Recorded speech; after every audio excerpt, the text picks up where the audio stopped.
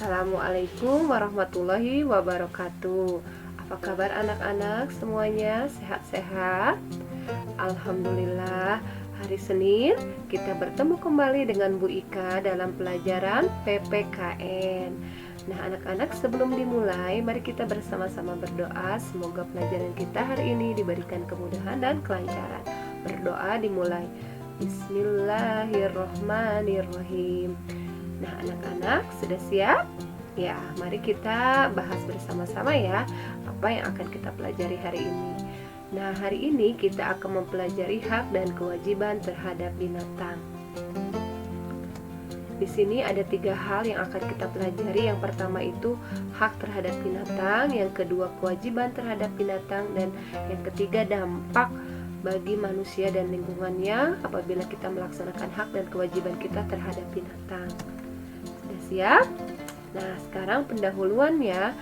Di dalam Al-Quran disebutkan dalam surat An-Nur ayat 41, tidaklah kamu tahu bahwasannya Allah, kepadanya bertasbih apa yang ada di langit dan di bumi, dan juga burung dengan mengembangkan sayapnya, masing-masing telah mengetahui cara ibadah dan tasbihnya, dan Allah Maha mengetahui apa yang mereka kerjakan. Nah, di sini dijelaskan ternyata Allah itu menciptakan makhluk hidup yang ada di langit, yang ada di bumi, di laut, semuanya itu untuk bertasbih kepada Allah ya. Oleh karena itu manusia juga selalu hendaknya bersyukur ya, bersyukur kepada Allah Subhanahu wa taala karena kita sudah diberi kenikmatan, kita bisa memanfaatkan tumbuhan, hewan-hewan untuk kita manfaatkan dalam kehidupan sehari-hari. Dan hendaknya kita juga melaksanakan hak dan kewajiban kita terhadap binatang. Nah, apa hak dan kewajiban kita terhadap binatang? Di sini ada 3 binatang yang di sekitar lingkungan kita. Yang pertama, hewan peliharaan. Kita berhak untuk mendapatkan hiburan dari hewan peliharaan kita. Kalau untuk hewan ternak, kita bisa memanfaatkan dagingnya, telurnya, susunya, bahkan tenaganya untuk kita manfaatkan. Dan tapi kita juga harus mengingat bahwa kita juga berkewajiban untuk merawat dan melestarikan hewan, khususnya hewan langka dan dilindungi juga ya. Nah, selanjutnya kita akan pelajari hak kita terhadap binatang. Binatang peliharaan, apa saja hak kita? Yang pertama, kita berhak untuk bermain dengan hewan peliharaan kita, mendapatkan hiburan ya. Dengan bermain kita hatinya menjadi senang. Dan itu juga kita berhak untuk belajar bagaimana cara bertanggung jawab merawat hewan peliharaan kita, dan juga untuk menghilangkan rasa sepi ya. Nah selanjutnya, bagaimana dengan hewan ternak? Hak kita terhadap hewan ternak, kita bisa mendapatkan bahan pangan, telur, daging, susu. Kita juga bisa mendapatkan bahan sandang, sutra, ini dari hewan ulat sutra, juga wool ya, untuk dipakai untuk dibuat pakaian. Dan selain itu juga kita bisa memanfaatkan barang kerajinan seperti wayang kulit, dompet, ini dibuat dari kulit sapi atau kulit hewan lainnya, domba ya bisa. Nah selanjutnya, hak kita terhadap hewan langka, kita bisa menikmati keseimbangan ekosistem lingkungan kita ya. Dengan adanya hewan langka, hewan yang khususnya hewan yang buas ya, mereka sebagai keseimbangan, penyeimbang ekosistem kita.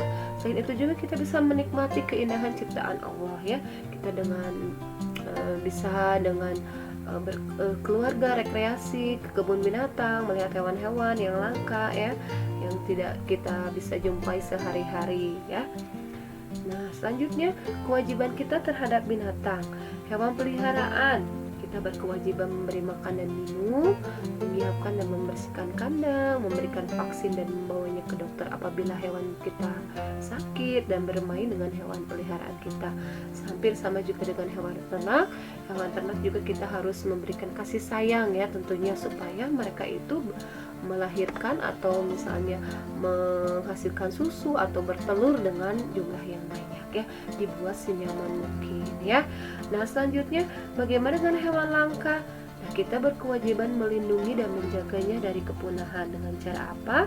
Menjaga habitat hewan langka yang dilindungi dan juga menaati peraturan tentang kepemilikan hewan langka.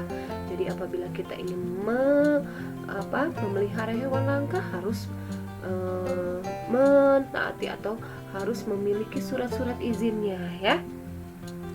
Nah selanjutnya, dampak melaksanakan hak dan kewajiban memelihara hewan.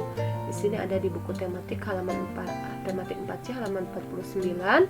Nah, kewajiban apa sih yang dilaksanakan? Beri contoh 2 saja. Contohnya memberi makan. Manfaatnya hewan menjadi sehat dan tidak kelaparan. Bagi lingkungan, hewan tidak berisik dan berkeliaran mencari-cari makanan ya. Nah, selanjutnya dibersihkan kandangnya. Kewajiban kita membersihkan kandangnya. Manfaat bagi hewan, hewannya juga akan merasa nyaman dan akan sehat ya, tidak kotor, tidak bau. Manfaat bagi lingkungan, lingkungan pun tidak kotor dan bau, jauh dari penyakit. Ini salah satu contoh saja, silahkan yang lainnya nanti kalian isi sendiri ya. Nah ini salah satu contoh hewan peliharaan yang ada di rumah Bu Ika. Ini ada kucing. Halo, namanya siapa? Namanya Jarwo, ini sedang santai. Nah, ya ini wajahnya dari dekat ya. Nah, coba Bu Ika ingin tanya, apa kalian punya hewan peliharaan di rumah? Nah, kalau punya, coba tuliskan di komentar siapa nama hewan peliharaan kamu ya. Anak-anak, sekian untuk hari ini, hari Senin. Terima kasih kalian sudah menyimak video pembelajaran. Kita sudah belajar tentang hak dan kewajiban terhadap binatang, dan jangan lupa kita harus melaksanakannya ya. Apabila di rumah kamu memiliki hewan peliharaan, nah laksanakanlah kewajiban-kewajiban kamu terhadap binatang ya, karena binatang juga makhluk Allah yang harus kita sayangi dan kita lindungi dan kita rawat. Terima kasih anak-anak atas perhatiannya. Tetap semangat. Wassalamualaikum warahmatullahi wabarakatuh.